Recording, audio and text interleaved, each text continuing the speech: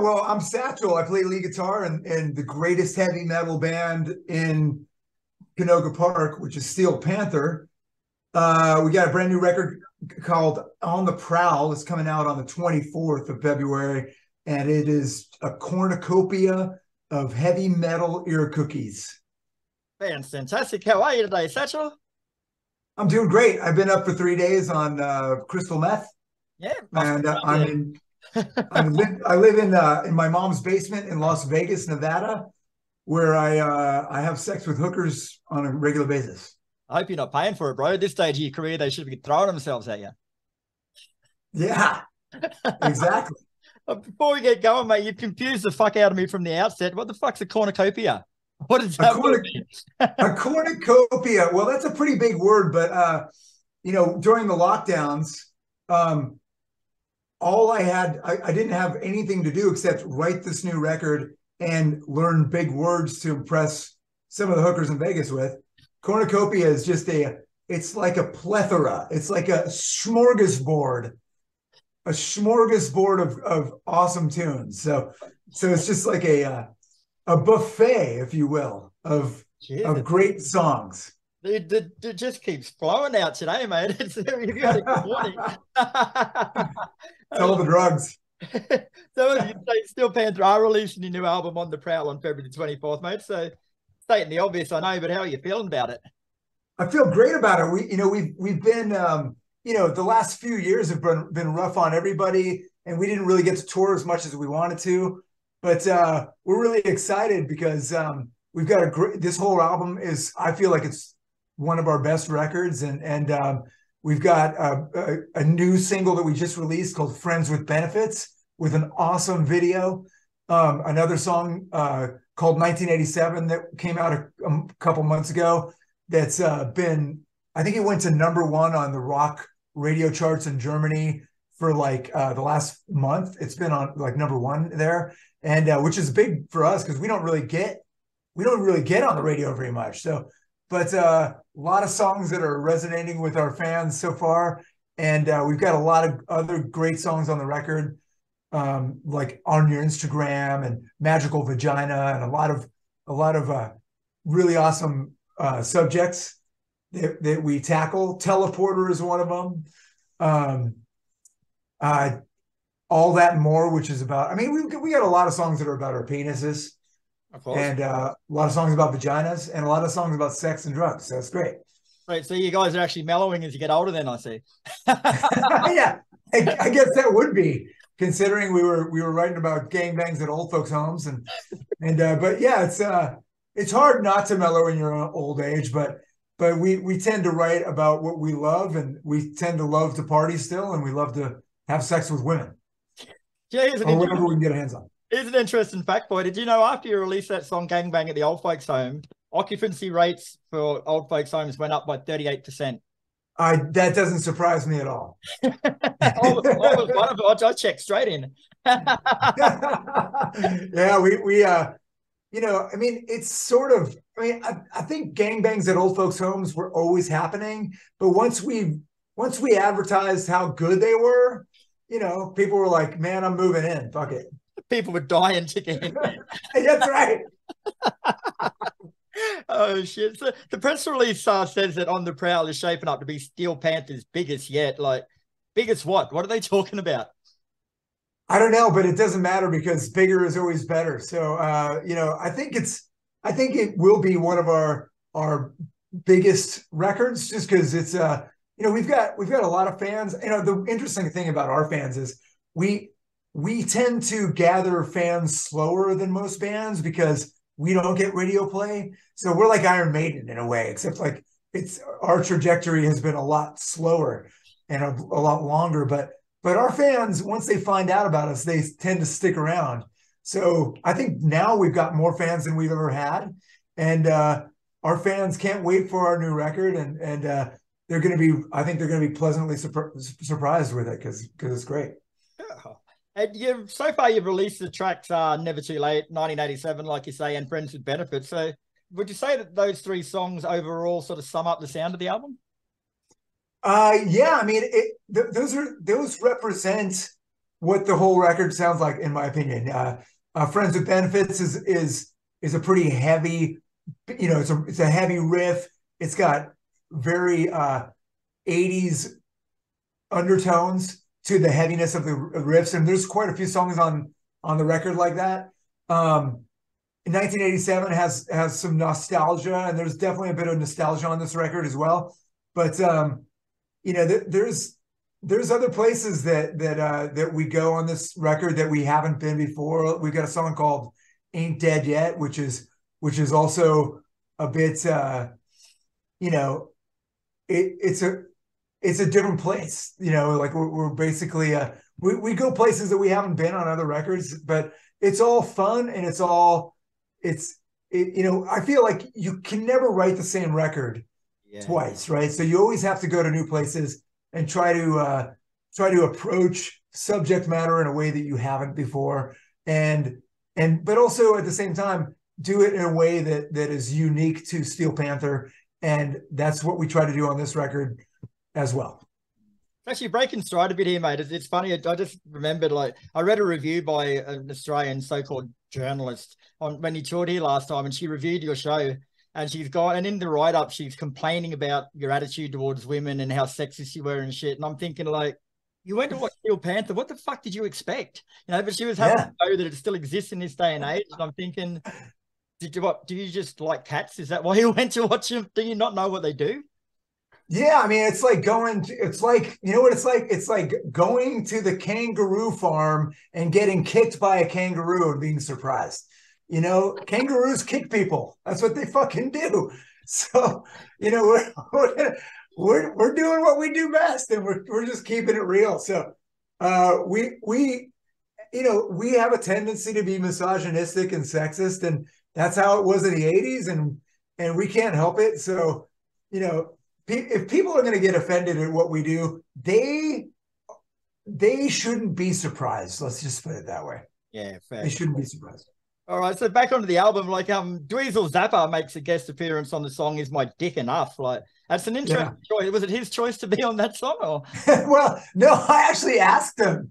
I asked him to be on that song in particular, and I became friends with Dweezil over the pandemic because he was doing some podcasts about Van Halen, and so him and I really hit it off because we're both guitar players. We're both around the same age. 78, and we both, and you know what? I'm a huge fan of his, and I was obviously a huge fan of his dad's. You can hear that in Steel Panther if you're a fan of Frank Zappa. But Dweezil's awesome, and I'm really glad that I asked him to play on the record because he fucking killed it. He's a great guitar player. And then when he left it recording that song, like, what was his answer? Yes or no? About his dick? Enough. Well, I didn't want to find out until I get to know him better. See, that's where share your hookers, mate. Share your hookers, you'll find out. That's right. He needs to take me out to dinner before I find that out. You are an old-fashioned sort of a guy. That's right. So in the writing stage for your songs, mate, like, what comes first, the song title, and then you write the song around it, or do you write the song and then get the title? Well, it depends. A lot of times I'll be inspired by things I see or things I hear. On your Instagram was a no-brainer, for instance, like that. That's just, everywhere you look, people are scrolling through Instagram. So it was something that wrote itself. But there's a lot of times there are riffs that I mean, Gangbang. We were talking about Gangbang at the old folks' home. That was one of those titles that I had that was floating around. And then the riff came when I was at soundcheck and me and Styx were jamming. And then I thought, oh, this would be really good together. And sometimes they just come together like that. But, so writing is always a very, everybody writes songs differently. But I think it's interesting because the writing process is always different from song to song. So every song comes together in different ways. And you sort of have to be open to that as a songwriter, because otherwise you get into the routine. You just get into it. All becomes method songwriting, and that becomes boring and predictable after a while. So you have to be open to new things. Oh, I just want to know now, mate, if you were deliberate when you were doing this or if it's just accident. Like you said, come together 3 times when we were talking about gangbangs. Was that Yeah. accident? Isn't that weird? You know, it's almost like I planned it that way, isn't it? So tell me You know how girls have their periods together. You know, they synchronize their time of the month, and I think it's the same way at game bangs. If one dude busts his load, everybody's going to blow their load at the same time. There's no way to stop it. It's like putting out a fire. You know what? Yeah, you don't want to be the last guy. Everybody's cleaning up, and you're still jacking off in the corner. Did you know, on a side note, I had a friend once who did that. Like we call it soggy sayo in Australia. Like they put a biscuit down and everyone jacks off, and the last person to blow has got to eat the sayo. And oh, that's horrible. A mate of mine was in it, and it was down to the last 2 people. So he stuck his own finger up his ass to make him blow, so he didn't have to eat the sayo. Wow, yeah. I think I would be so goddamn nervous that I have a hard time getting a boner. There's going to be a song about that on your next record about sticking a finger up your own ass so you don't have to eat the sayo. Oh, man. So who was the inspiration for the song Musical Vagina? Oh, Magical Vagina? Who was I thought you said musical vagina. That's going to be on the next record. I might have, because it's all the same to me. Yeah, man. If I can find a vagina that sings, I think I might retire, or replace our singer.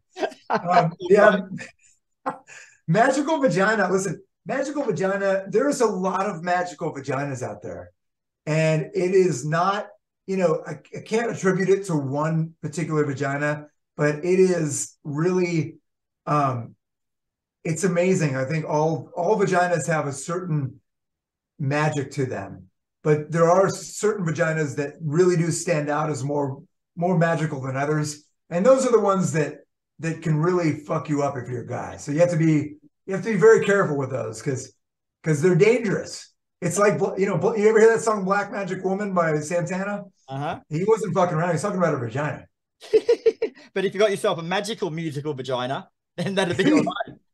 If you've got a magical musical vagina, it probably belongs to Ronnie James Dio or something. I don't know. Oh, fuck. So this was also your first album featuring your new bass player Spyder, bro. So first I want to know, who taught him to spell? Spyder hasn't got a Y. Yeah.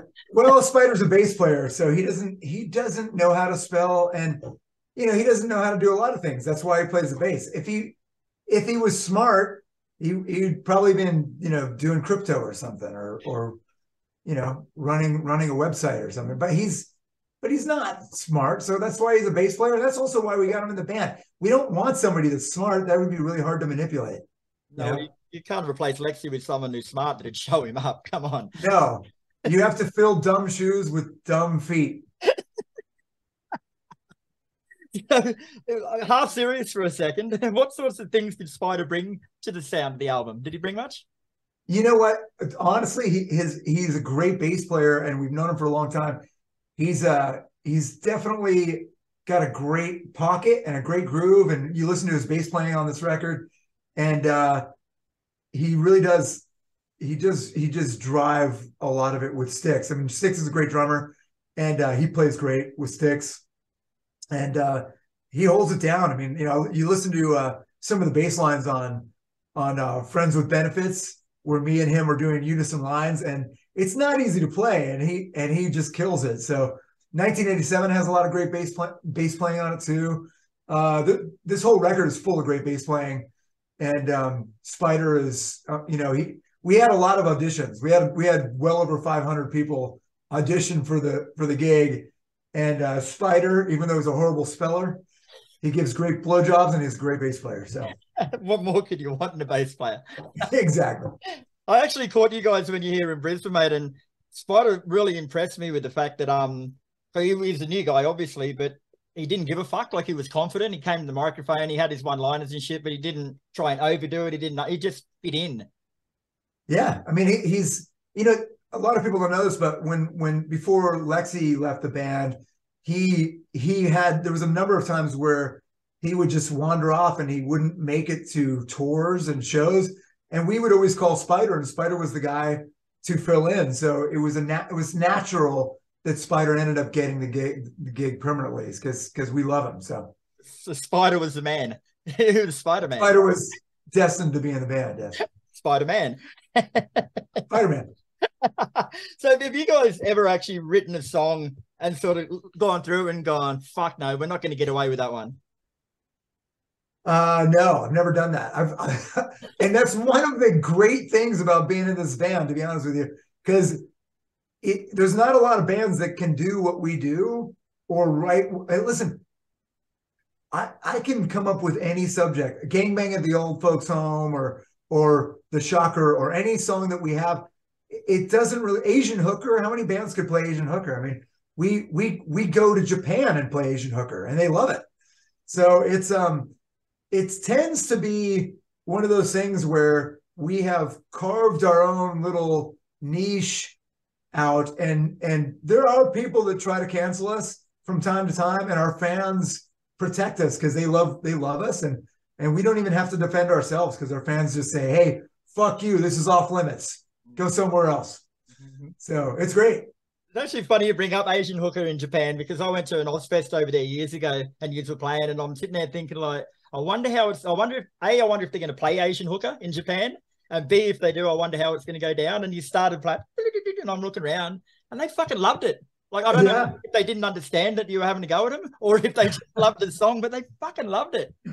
Yeah, I mean, it's funny, because that was literally the first song that we played in Japan. The first time we went over there, we opened up with Asian hooker, because I was like, we have to open up with Asian hooker in Japan. It'd be awesome, because it might be the last thing we ever play. They might just yank us off the stage after we're done. But we, they tend to appreciate. I think there may be a little bit of a language barrier, but we do have a lot of fans in Japan that love the humor as well. So they love what we're doing, and they follow us to every show over there, and they're just great. I love the Japanese people. I love their culture, and they've got a lot of hot chicks as well. And I love going, like, from a crowd perspective, going to concerts in Japan is great, because there's never a tall cunt that stands in front of you. You can always see, no matter where you are in the room. Yes, as opposed to going and watching a festival when you're in Holland, and all the people are 6'8". All right, Satchel, thanks for your time today, mate. On the Prowl comes out February 24th, and I've had the privilege of having a listen, and it's a typical banger from Steel Panther, start to finish, fucking classic. So well done, mate. Oh, thanks, Kris. I appreciate it, man. No worries, very good to see you, Mark, mate. Put a bit of dye in before next time, eh? You making me? Yeah, I'm gonna have to put some something in there. Starting to look like someone cool. I was gonna say Megadeth. I said someone cool. Dave. Yeah, oh yeah, I guess so, huh? I'm starting to look like George Clooney with long hair. You're actually looking very debonair, mate. I'm sure the Thank you. Love it. I appreciate that. Debonair is what I'm going for. Well, you start me on a big word, I'll finish you on a big word, brother. So take care of yourself, man. Thanks, Kris. I appreciate it, dude. Yeah, bro. See you soon.